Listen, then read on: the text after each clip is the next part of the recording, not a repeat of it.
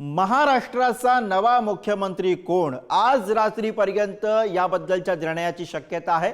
एकनाथ शिंदे, फडणवीस आणि अजितदादा आज दिल्लीला जाणार असल्याची माहिती पुढे येते आहे। शिंदे, फडणवीस आणि अजितदादा दिल्लीमध्ये पंतप्रधान मोदी, अमित शहा आणि JP नड्डा यांची भेट घेणार असल्याचं कळतंय। दिल्लीमधल्या बैठकीमध्ये मुख्यमंत्री पद आणि मंत्रिपदांबाबत चर्चा करणार असल्याची सुद्धा माहिती आहे। महायुतीच्या नव्या सरकारचा शपथविधी हा 26 किंवा 27 तारखेला होण्याची शक्यता सुद्धा वर्तवली जाते आहे।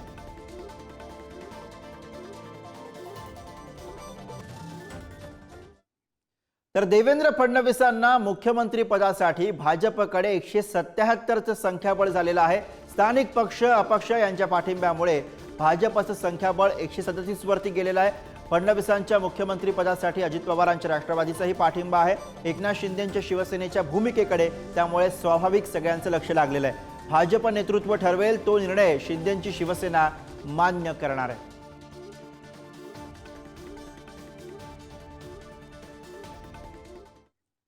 दरम्यान महायुतीच्या नेत्यांनी मुख्यमंत्री पदावरती काय प्रतिक्रिया दिली आहे आणि मवियाच्या नेत्यांनी त्यांना कशा प्रकारे टोला लगावलाय बघूया। च्या मनातले मुख्यमंत्री आपल्याला कल्पना आहे। सर्व भाजपच्या कार्यकर्त्यांना वाटतंय, आमदारांना वाटतंय, सर्वांना वाटतंय की भाजपचाच मुख्यमंत्री व्हावा ही आमची सगळ्यांची इच्छा आहे। कारण आमचा स्ट्राईक रेट तेवढाच आहे। 132 आमदार हे आमचे या ठिकाणी निवडून आलेले आहेत। जवळपास 89% स्ट्राईक रेट हा आमचा या ठिकाणी आहे आणि स्वाभाविक आहे सगळ्यांना वाटतंय सगळ्यांच्या मनातले मुख्यमंत्री देवेंद्रजी आहेत, तेच मुख्यमंत्री परत व्हावेत। तडजोडी वगैरे करायचा प्रश्न येणार नाही। त्या लेवलला कुणी जाणार नाही।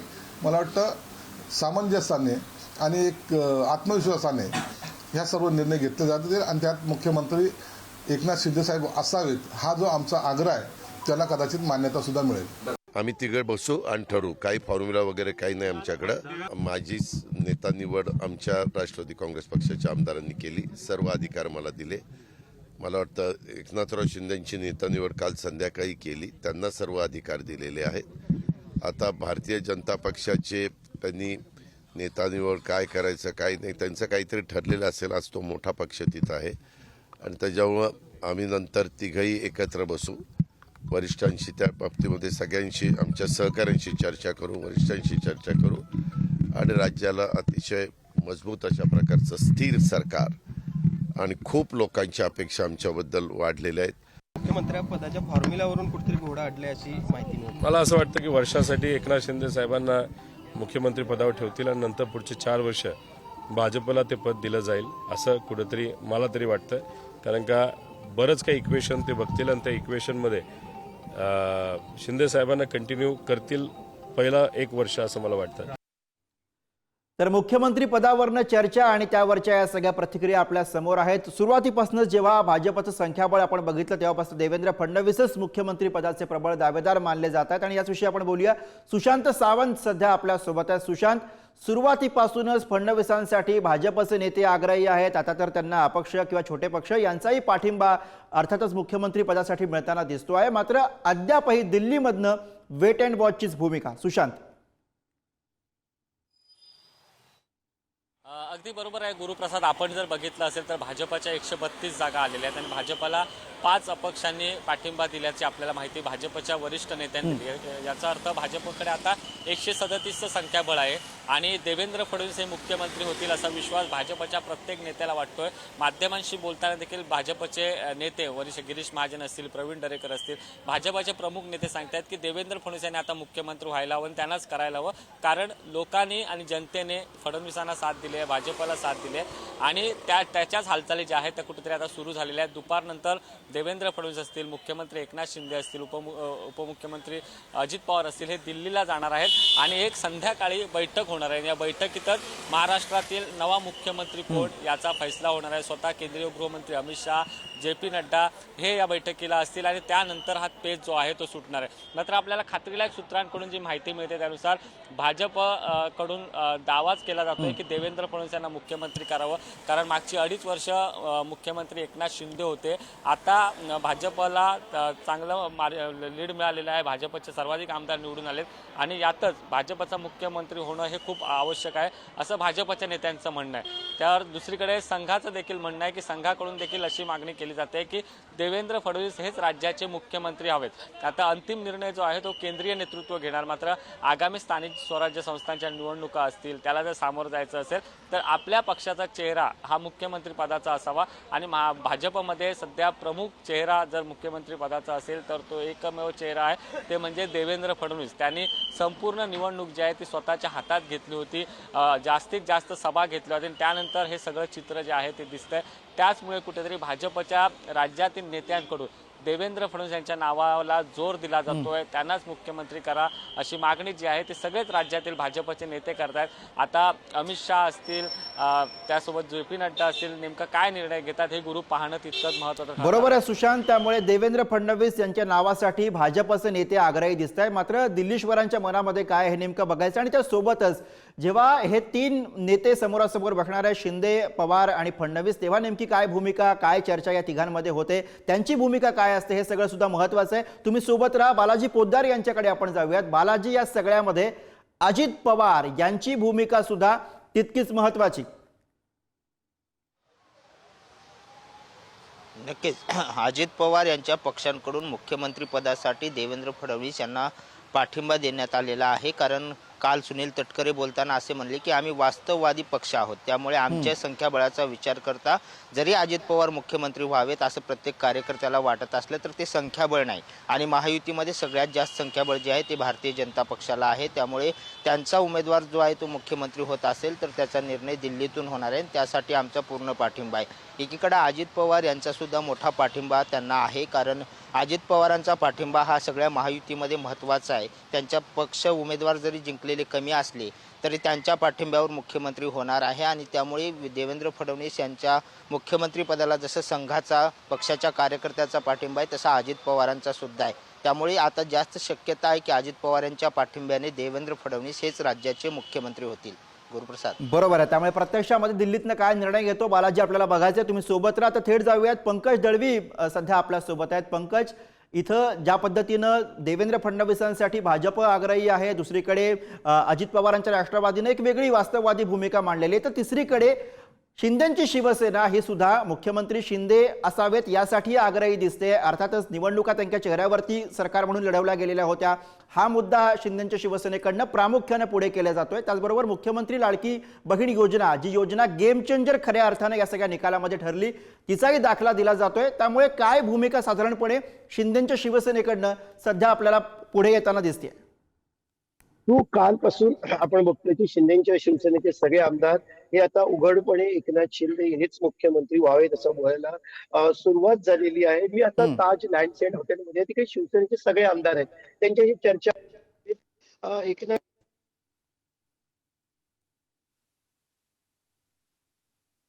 या आमदारांची येते.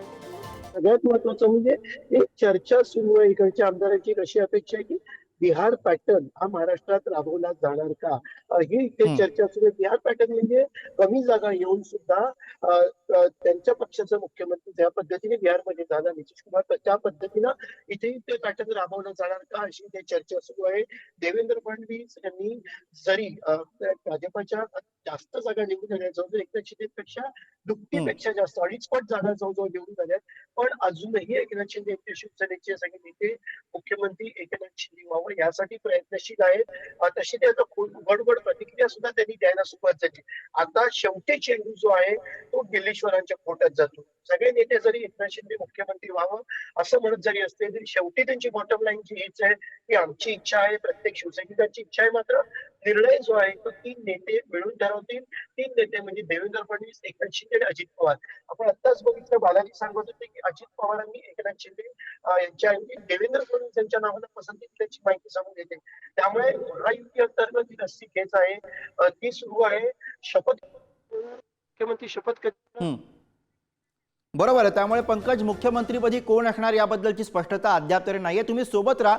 काल रात्री एकनाथ शिंदे आणि देवेंद्र फडणवीस यांच्यामध्ये जवळपास 1 तास बैठक झाली अशी माहिती आहे। वर्षा बंगल्यावरती दोन्ही नेत्यांमध्ये ही चर्चा झाली। या बैठकीमध्ये मंत्रिमंडळ विस्तारासोबतच दोघांनी आपल्या पक्षातील संभाव्य मंत्र्यांवर सुद्धा चर्चा केली अशा स्वरूपाची माहिती आहे। गेल्या मंत्रिमंडळामध्ये ज्या आमदारांनी महायुतीमध्ये तेढ निर्माण केले आणि महायुतीला राजकीय संकटामध्ये आणलं त्यांना मंत्रिमंडळामधनं लांब ठेवण्याचा निर्णय या बैठकीदरम्यान झाला अशी माहिती पुढे येते आहे। आणि याच विषयी आपण अधिक बोलूया। प्रतिनिधी सुशांत सावंत आपल्या सोबत आहे। सुशांत, एकीकडे मुख्यमंत्री पदाच्या चर्चा सुरू आहेत, त्यासाठीचे दावे प्रतिदावे केले जातात आणि दुसरीकडे शिंदे आणि फडणवीस यांच्यामध्ये झालेली महत्त्वाची बैठक, काय नेमके मुद्दे या बैठकीमधून सध्या हाती लागतात? अगदी बरोबर आहे गुरुप्रसाद। काल रात्री उशिरा एकनाथ शिंदे आणि देवेंद्र फडणवीस यांच्यामध्ये चर्चा झाल्याची आपल्याला माहिती मिळते। त्यामध्ये प्रामुख्याने मुख्यमंत्री पदावरून जो पेच जो महायुतीमध्ये निर्माण झालेला आहे, एकीकडे शिंदेंची शिवसेना दावा करते की मुख्यमंत्री हे एकनाथ शिंदे हवेत, कारण एकनाथ शिंदे यांच्या चेहऱ्यावर खरं तर विधानसभा निवडणूक लढली गेली। तर दुसरीकडे भाजपच्या नेत्यांकडून दावा केला जातोय की देवेंद्र फडणवीस मुख्यमंत्री हवेत। या दोन्ही नेत्यांमध्ये यावर चर्चा झालेली आहे, कारण आज दिल्लीत ज्यावेळी हे तिन्ही नेते जातील त्यावेळी वरिष्ठांसमोर तिन्ही नेते बसणार आहेत आणि खऱ्या अर्थाने वास्तव जे आहे ते वरिष्ठ या तिन्ही नेत्यांच्या समोर मांडणार आहेत। त्यामुळे जर एकनाथ शिंदेंना मुख्यमंत्रीपद दिलं नाही तर त्यांच्या शिंदेंच्या शिवसेनेला कोणती महत्त्वाची खाती मिळणार हे महत्त्वाचं असणार आहे। कारण जर मुख्यमंत्रीपद मिळालं नाही तर साहजिकच एकनाथ शिंदेंकडून एक दावा केला जाऊ शकतो की आम्हाला चांगली खाती हवीत, कारण 2.5 वर्ष जे आहे ते एकनाथ शिंदे मुख्यमंत्री होते, त्यानंतर एक गेम चेंजर योजना जी आहे ती शिंदेंच्या नेतृत्वात आली आणि त्याचा फायदा जो आहे तो महायुतीला स्वाभाविकच बसला। त्यामुळे जर असं काही झालं की एकनाथ शिंदेना मुख्यमंत्री पदाऐवजी दुसरं उपमुख्यमंत्रीपद देण्यात आलं तर त्यांच्या मंत्र्यांना नेमकी त्यांना किती खाते मिळणार, त्यांच्याकडे कोणती महत्त्वाची खाती होते यावर चर्चा झालेली। आता ह्या चर्चा आहे ती शक्यता आहे सर्वस्वी निर्णय जो आहे केंद्रीय नेतृत्व घेणार आहे। तिन्ही नेते ज्यावेळी आज संध्याकाळी केंद्रीय नेतृत्वाकडे गुरु बसतील त्यावेळी आपापल्या बाजू मांडतील, कारण एकनाथ शिंदेंच्या शिवसेनेचं देखील हेच म्हणणं आहे की आम्ही 2.5 वर्षापूर्वी एक निर्णय घेतला मोठा आणि त्यानंतर राज्यात महायुतीचं सरकार आलं आणि त्या सरकारचा फायदा हे सरकार येण्यासाठी झालं। त्यामुळे जर आम्हाला चांगली खाती मिळावी असं असे म्हणणं जे आहे ते शिंदेंच्या शिवसेनेचं आहे। आता शेवटी दिल्लीतले नेते काय निर्णय घेत आहेत, कारण तिन्ही नेते बसतील त्यावेळी खरं तर खाते वाटपावर देखील चर्चा होणार। फक्त मुख्यमंत्री पदाची चर्चा नाही तर कोणत्या पक्षाला कोणती खाती आणि किती खाती द्यायची। आपल्याला सूत्रांकडून माहिती मिळते त्यानुसार 6 ते 7 आमदारांच्या मध्ये 1 मंत्रिपद असं ठरलेलं आहे। हा फॉर्म्युला इथे ठरला, आता दिल्लीत तो फॉर्म्युला बदलतोय का हे पाहणं तितकंच महत्त्वाचं ठरणार आहे गुरुप्रसाद। बरोबर, त्यामुळे अंतिम निर्णय काय होतोय हे पाहणं महत्त्वाचं असेल। धन्यवाद सुशांत या सगळ्या सविस्तर माहितीसाठी। पुढे जाऊ, महायुतीमध्ये मंत्रिपदासाठीचा फॉर्म्युला ठरल्याची माहिती मिळते आहे। भाजपला 22, शिंदेंच्या शिवसेनेला 12, अजितदादांच्या राष्ट्रवादीला 10 मंत्रिपदे मिळण्याची शक्यता आहे। आमदारांच्या संख्येनुसार महायुतीमधील मंत्रिपदाचा फॉर्म्युला ठरला असल्याची माहिती सध्या पुढे येते आहे। आणि याच विषयी पुन्हा एकदा आपण बोलूया। सुशांत सावंत आपल्या सोबत आहे। सुशांत, जसा तुम्ही उल्लेख केला 6 आमदारांच्या पाठी 1 मंत्रिपद असा साधारणपणे हा फॉर्म्युला असू शकतोय। त्यामुळे भाजप, शिंदेंची शिवसेना आणि अजित पवार यांच्यामध्ये कदाचित मुख्यमंत्री पदाचं पद कोणाकडे याच्यावरनं सुद्धा हार्ड बार्गेनिंग हे मंत्रिपदांच्या बाबतीत होऊ शकतंय। अगदी बरोबर आहे गुरुप्रसाद। आपण जर मागच्या सरकारचा विचार केला असता, ज्यावेळी मागचं सरकार बनलं त्यावेळी 9 अशी खाती सुरुवातीला वाटप करण्यात आली आणि त्यानंतर अजित पवार त्या सरकारमध्ये आले, त्यांना देखील 9 खाती मिळाली, म्हणजे 27 खात्याचं वाटप झालं होतं। मात्र आता स्पष्ट बहुमत जे आहे ते महायुतीला मिळालंय। भाजप सर्वाधिक मोठा पक्ष, दुसरा 2 नंबरला पक्ष आहे तो एकनाथ शिंदेंची शिवसेना आणि तिसरा पक्ष आहे ते अजित पवार यांची राष्ट्रवादी।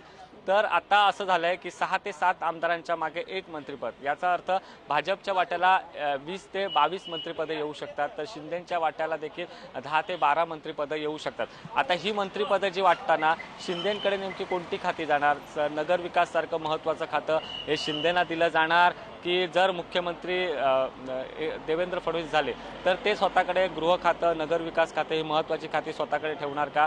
आपण जर बघितलं असेल तर महायुती सरकार जेव्हा जेव्हा आलं त्यावेळी उद्योग खातं जे आहे ते शिवसेनेकडे गेलं. मागच्या वेळी देखील शिंदेच्या शिवसेनेकडे उदय सामंतांकडे हे खातं होतं. आत्ता जर मंत्रिमंडळ वाटप झालं तर ते खातं पुन्हा शिवसेनेला देणार का?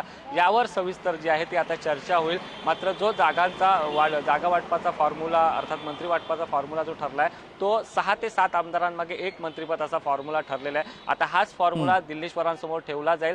दिल्लीश्वर यात काय बदल करतात का हे पाहणं महत्त्वाचं ठरणार. मात्र मुख्यमंत्री पदासोबतच आपल्या पदरात किती चांगली खाती, किती मलाईदार खाती पडतील याचा तिन्ही पक्षाचे वरिष्ठ नेते विचार करतील, एकत्र बसतील. बरोबर आहे. त्यामुळे या विचारांती, या चर्चेअंती नेमका काय फॉर्म्युला समोर येतो हे पाहणं महत्त्वाचं. धन्यवाद सुशांत या सगळ्या विश्लेषणासाठी.